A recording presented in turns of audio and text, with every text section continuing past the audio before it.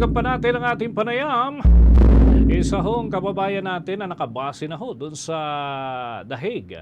Actually, mahigit 12 ng taon na yata si Ginoong Joel dyan ho sa bahagi po ng Netherlands. At kikikumusta tayo. Kapiling natin si Ginoong Joel Vega mula dyan sa the Netherlands. Kumusta ho ang inyong sitwasyon dyan ngayon? Lalo na't parte kayo ng isa sa mga usaping talagang pinag-uusapan din, ano, yung tungkol dito sa kaso nitong si former presidential spokesperson Attorney Harry Roque. Kumusta ho ang inyong obserbasyon so far dyan sa bahagi ng The Hague? Oo. Totoo, it's a bit quiet. Medyo tahimik mga nakaraang araw. Maybe because nakafocus tayo dun sa impeachment issue dyan sa Pilipinas. And also, wala pa naman masyadong development about the case of former President Duterte sa ICC. Okay. Ginoong Vega, last time na nagkausap po tayo, yung final nyo, yung inyong complaint, ano, against the former secretary na si Attorney Harry Roque. Ito naman, pero hindi siya yung ating pag-uusapan ngayon. Ano pong nangyari sa mga serye ng rally na ginagawa ng kampo nitong si former President Duterte, yung kanyang mga supporters, or may mga particular days lang po ba na pinapayagan itong mga ganitong aktibidad? Kung may mga impormasyon ho kayo hinggil dyan. Yeah, well, based sa mga nakikita ko sa social media accounts ng mga supporters ni Duterte, tuloy naman yata yung kanilang mga pagmi-meeting, yung kanilang pagtitipon doon, malapit doon sa detention center. Ay yung punto na yan ay allowed naman po yan kasi ang Netherlands ay isang open at democratic na bansa. So napapayagan po sila na magtipon doon. At napapansin po natin sa social media accounts nila na tuloy-tuloy nga po yung kanilang pagtitipon. Itong mga nakarang araw, medyo tahimik nga po. Mm. Okay, Ginoong Vega, sa isa sa mga balita ho naming nakalap dati, parang may mga paghihigpit na isinasagawa at para dyan sa mismong lugar, ano, yung local police dyan, may mga ipinagbabawal na din dati pa. Ito ho ba ay hanggang ngayon at anong inyong naobserbahan? Ito ho bang mga nailalathala ng ilan ho sa mga kababayan natin dyan, lalo na yung, uy, bawal kang pumasok, o ito lang, selected na mga tao lamang ang allowed na makalapit. Ito ho ba may katotohanan batay sa inyong experience at obserbasyon? Uh, totoo, merong nangyari na paghihigpit. Kasi may mga insidente na lumampas sila doon sa park na pinagtitipunan nila at noong nakaraang Hunyo, meron ding meeting yung itong NATO na malaking meeting na mga politicians, mga presidente na pumunta sa The Hague. Kaya na hindi sila nabigyan ng permiso. Pero bukod doon ay nabibigyan sila ng permiso sa palagay ko kasi nagtipon sila doon sa, hindi lang doon sa park malapit sa detention, pero doon na rin sa Malieveld, yung parang liwasang Bonifacio ng Netherlands. So, ang isang nabasa ko mismo sa account ni Mr. Roque at mga supporters ng DDS, kaya po sila napagbawalan ay meron silang paglabag minsan doon sa pag-iingay kasi may mga nagreklamo pong mga nakatira doon malapit sa detention center na medyo maingay yata yung pagtitipon. Kaya hindi sila pinayagan doon mismo sa tapat, nilipat sila doon sa bandang gilid ng detention complex. Kaya doon sila nagtitipon ngayon kasi doon mismo sa dating pinagtitipunan nila sa tapat ng mga bahay doon na pribado ay hindi na yata pwede. Okay. So, parte ng mga paghihigpit nga, 'no? Okay, nabanggit niyo na din lang naman itong si Attorney Harry Roque.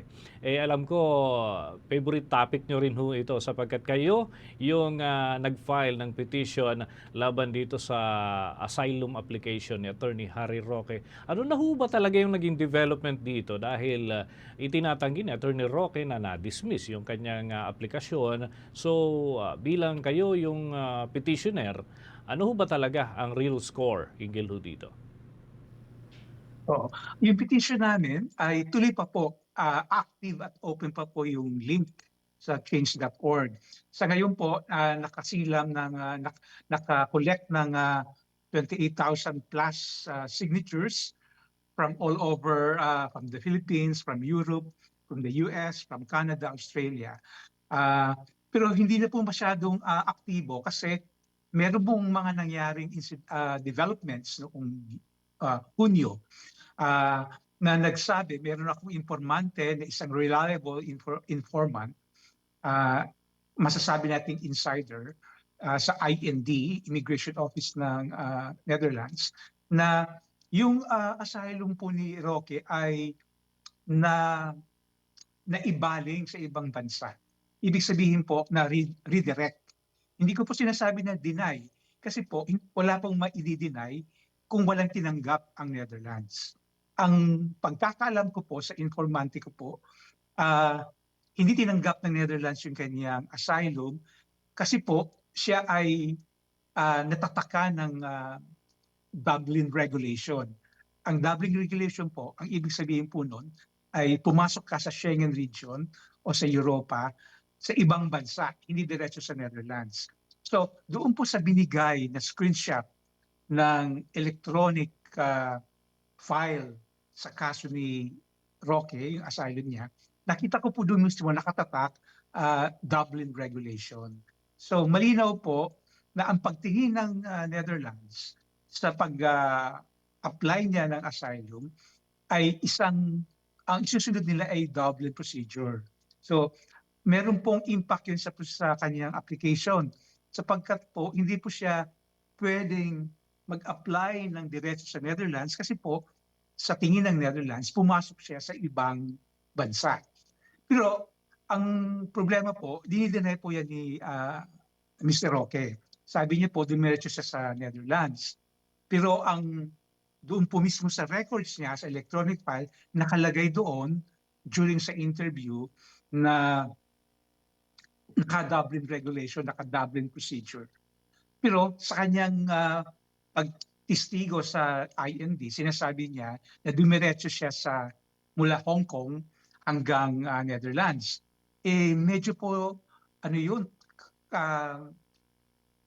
contradictory sa sinabi niya sa podcast niya mismo na siya ay dumaan sa Dubai, for example. So, hindi po nag-uugma yung mga statements ni Mr. Roque. Sa isang banda, nalaman ko rin sa aking informant na redirect na siya sa ibang bansa as of June 10. Kaya nga nung June 12, ako ay naglabas ng post sa aking Facebook account na yung kanyang asylum request ay na-redirect.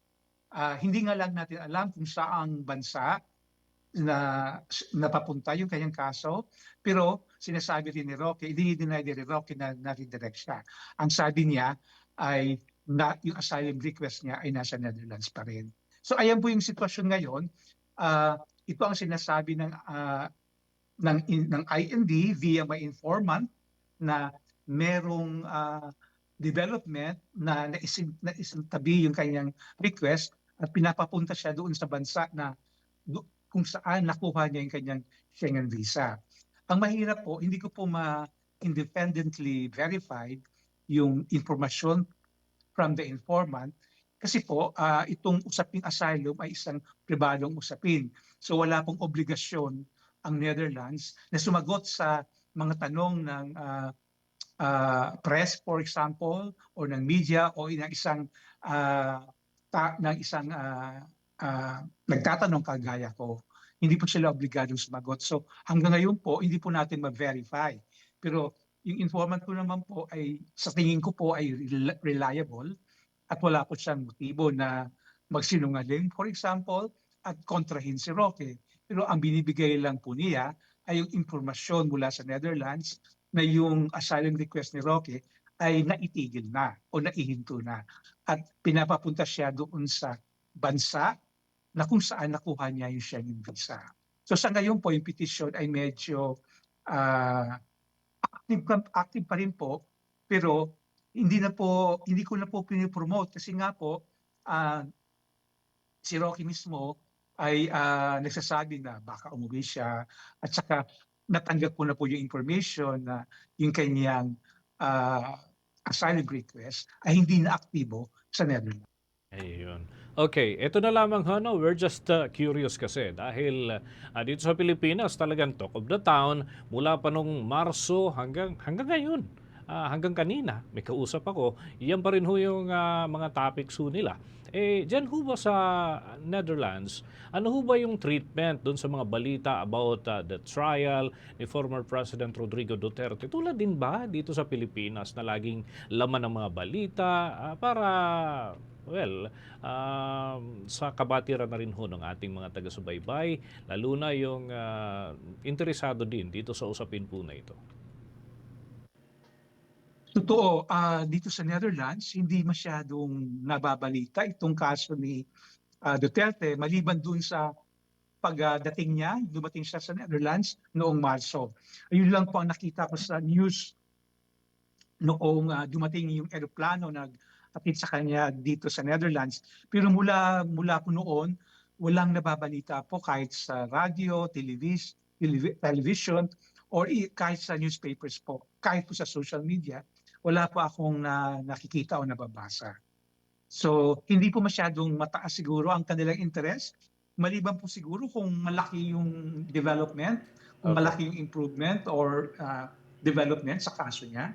Kagaya siguro sa September 23, baka merong balita po sa Netherlands. Pero hindi po rin muna natin nasasabi kasi kagaya ng alam na ninyo na yung news feed ay depende po sa nangyayari kapag merong gera sa Ukraine or sa Gaza, ay usually nakafocus doon yung atensyon ng mga tao. Kaya depende din po sa editorial policy. Pero hindi po natin malalaman kung sa September 23 ay pumasok yung balita tungkol sa kaso ni Duterte sa media ng Netherlands. Pero sa ngayon po, wala po. Hindi po masyadong nababalita.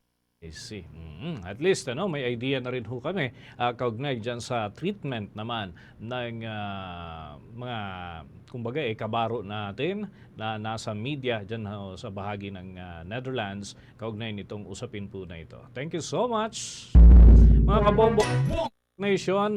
Nakausap po natin sa pagkakataong ito ang kababayan ho natin na nakabase na doon sa The Hague, si Ginoong Joel Vega, at siya rin ho yung petitioner doon sa asylum, doon sa pagkontra sa asylum nitong si Attorney Harry Roque, mga kabombo at mga Kastar Nation.